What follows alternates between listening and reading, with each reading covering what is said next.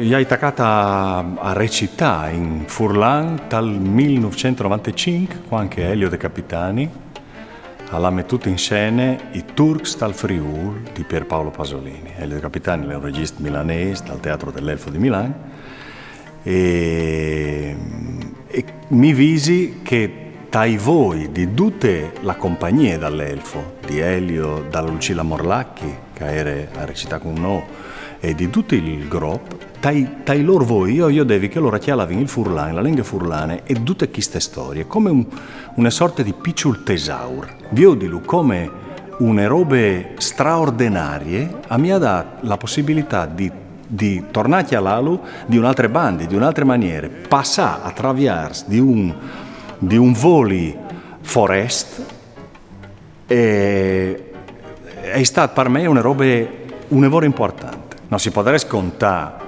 la storia di un piccolo paesut dal 1499 a Casarsa, che di trovare una soluzione per schiampare o restare o insomma difendersi da questa invasione dai turchi, se non tu la conti spar Furlan, perché i Peraulis, i Lux, i Noms, è la lingua che conta la storia.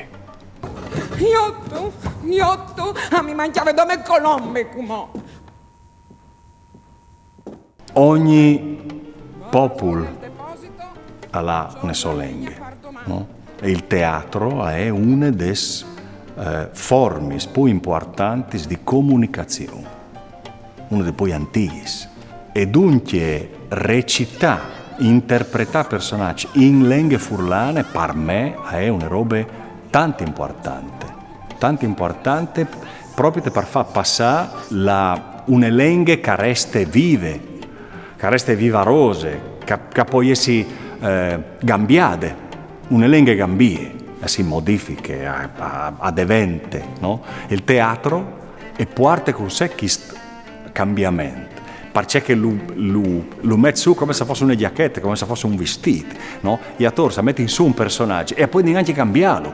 Non importa se è scritto in una maniera, se è scritto una parola, tu puoi cambiarlo, dirlo in un'altra maniera, dai un altro significato, poggiarlo sul presente e non sul passato. Questa è una grande responsabilità, un gran compito che gli attori e il teatro furlan ha.